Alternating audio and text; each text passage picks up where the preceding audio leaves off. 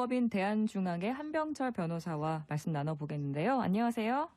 네, 안녕하세요. 한병철 변호사입니다. 네, 변호사님. 오늘은 어떤 판결 준비하셨나요? 네, 오늘 소개해드릴 판결은 임대차 계약을 체결할 때 주민번호를 허위로 기재한 것이 사기죄가 되는지 여부에 대한 것입니다. 네. 임대차 계약을 체결할 때 당사자의 인적사항을 기재하여야 하고 그 외에도 임대차 목적물, 보증금, 월차임, 임대기간 등을 반드시 기재하여야 하는데요. 오늘 사안은 자신이 특정인과 친밀한 관계에 있다는 것을 숨기기 위해서 주민번호를 허위로 적은 것이 사기죄가 되는지에 대한 사건입니다. 네. 보통 사기당했다 하면 뭐 경제적으로 좀 손해를 입었을 때를 의미하는 걸로 알고 있는데 계약서에 이렇게 인적사항을 허위로 적는 것도 사기죄에 해당된다는 이런 말씀이신가요? 네, 사기죄가 성립하기 위해서는 상대방을 속이는 기망행위가 있어야 하고요. 상대방이 기망행위에 속아서 처분행위를 해야 하는데 여기서 처분행위는 쉽게 말하자면 돈을 빌려주거나 투자를 하는 것을 말합니다. 네. 이렇게 처분행위를 통해서 재산상 손해를 입었다면 사기죄가 성립합니다. 네. 재산상 손해라고 하면 금전적인 손해만을 생각하기 쉬운데요. 이 사안에서는 임차인이 자신의 인적사항을 속여서 임차권이라는 권리를 취득한 것을 재산상 이익으로 본 것입니다. 그렇군요. 구체적으로 이번 사건 어떤 내용인가요?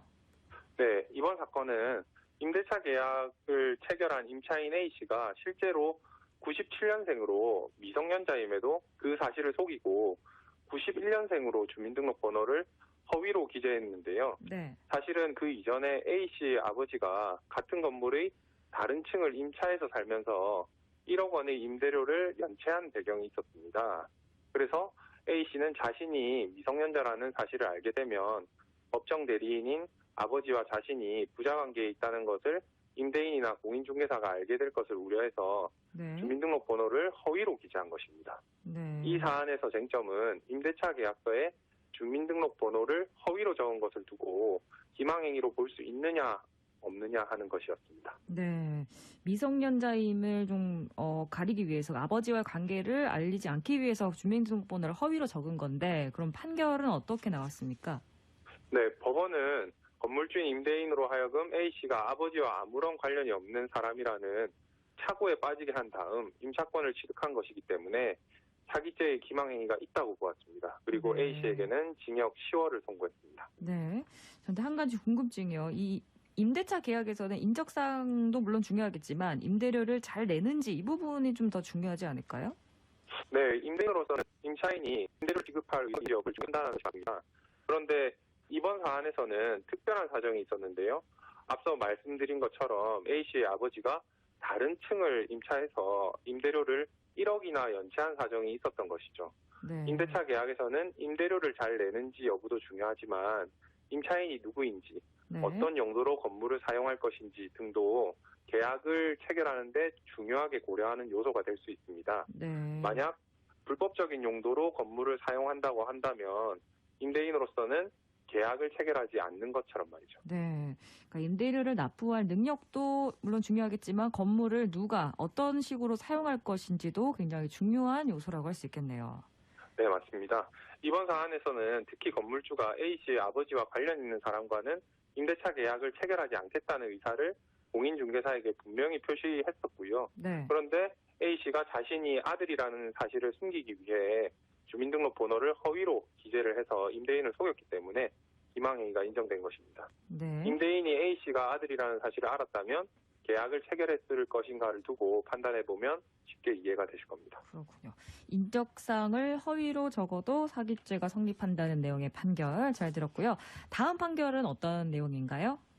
네, 다음은 사회적으로 큰 문제가 되고 있는 음란사진, 음란동영상, 불법 촬영 및 유포와 관련된 것입니다. 구체적으로는 전 여자친구가 스스로 찍은 촬영물을 타인 신체 촬영물로 보아 성폭력 처벌법으로 처벌할 수 있는지 여부입니다. 네. 피해자가 스스로 찍은 촬영물이다라는 건데 법원은 어떤 판단을 내렸습니까? 네, 이 사안을 조금 설명드리면요. 안모 씨는 전 여자친구 B 씨가 헤어지자며 전화를 받지 않자 앙심을 품고 사귀던 시절 여자친구가 직접 촬영해서 자신에게 전송해 주었던 나체 사진과 동영상을 B 씨의 전 남자친구와 직장 동료에게 유포하여 구성폭력처벌법 제14조 불법 촬영죄로 기소되어 재판을 받게 되었습니다. 네. 불법 촬영죄, 굉장히 많이 들어본 단어인데, 죄명인데, 구체적으로 어떤 건가요? 네, 불법 촬영죄는 카메라 등을 이용해서 성적 욕망, 수치심을 유발할 수 있는 다른 사람의 신체를 의사에 반해서 촬영하거나 이를 배포하는 경우에 성립하는 범죄입니다. 그렇군요. 근데 그 안모 씨, 그러니까 이 여자친구의 사진을 유포한 이 사람이 자기가 이 사람 신체를 촬영한 것이 아니다라고 주장을 했다, 이런 말씀이시군요. 네, 맞습니다. 안모 씨의 주장에 대해서 1심은 유죄 판결을 내렸지만 2심은 무죄 판결을 내려 판결이 엇갈리기도 했는데요. 네. 2심은 B 씨가 스스로 찍은 사진과 영상이기 때문에 성폭력 처벌법에서 말하는 타인 신체 촬영물이 아니라고 본 것입니다. 네. 그러나 검찰이 추가 기소한 음란물 유포 부분에 대해서만 유죄를 인정을 했습니다. 검찰이 네. 상고했지만 대법원에서도 마찬가지로 보았습니다. 그렇군요. 어쨌든 스스로 찍은 나체 사진임에도 불구하고 그런 사진을 유포했다. 그랬는데도 이 불법 촬영죄로 처벌받지 않는다는 게 사실은 조금 일반인의 입장에서는 이해가 안 되는 부분이 있는 것 같습니다.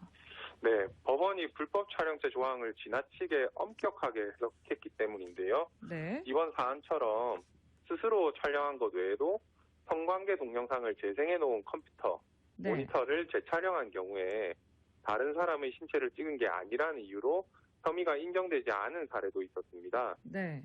물론 이런 경우에도 음란물 유포죄로는 처벌이 가능하지만 처벌 수위가 낮다는 문제가 있습니다. 네. 불법 촬영죄는 5년 이하의 징역 또는 3천만 원 이하의 벌금인데 음란물 유포죄는 1년 이상의 징역 또는 1천만 원 이하의 벌금에 그치고 있거든요. 네. 사실 피해자가 입은 정신적인 피해, 자신의 이런 나체 사진이 유포되는 것에 비해서 처벌 수위는 생각보다 너무 낮은 게 아닌가 이런 생각이 드는데 이 부분에 대해서는 변호사님께서는 좀 어떤 생각 갖고 계시나요? 네, 그렇죠. 그래서 이런 문제점을 인식해서 지난해 11월에 성폭력처벌법 개정안이 통과되었고요. 네. 개정안은 다른 사람의 신체를 사람의 신체로 개정을 해서 그게 개정을 했습니다. 네. 특히 복제물도 포함을 시켜서 처벌의 공백을 막고 있습니다. 처벌 수위도 5년 이하의 징역 또는 3천만 원 이하의 벌금으로 개정을 했고요. 네. 개정으로 타인의 신체를 직접 촬영한 촬영물이 아니라고 하더라도 네. 이를 처벌할 수 있는 근거를 마련을 하였습니다. 네. 그럼 개정안이 통과가 됐다라는 것은 아직 이거를 적용하기까지는 시간이 좀 걸린다는 건가요? 아니면은 지금 네, 개정안이 통과가 돼서 이제 이 법이 네. 곧 적용이 될 예정입니다. 그렇군요. 어쨌든 법률이 상식에 맞게 잘 개정이 된 것 같은데요. 워낙 요즘 불법 촬영으로 인해서 이런 범죄들이 많이 일어나고 있고 또 최근에는 바닷가 해운대 해수욕장에서 외국인이 우리나라 사람의 그런 수영복을 입은 신체를 촬영을 해서 또 문제가 된 점이 있는 것 같은데 사회적인 분위기를 생각한다면 이런 부분에 있어서는 좀 더 처벌이 강화돼도 좋을 것 같다 이런 생각이 듭니다. 자, 오늘 생생법률 한 주간에 일어난 다양한 화제의 사건 살펴봤는데요. 오늘 말씀 잘 들었습니다. 감사합니다. 네, 감사합니다. 네, 지금까지 법무법인 대한중앙의 한명철 변호사와 함께했습니다. 네, 축제 소식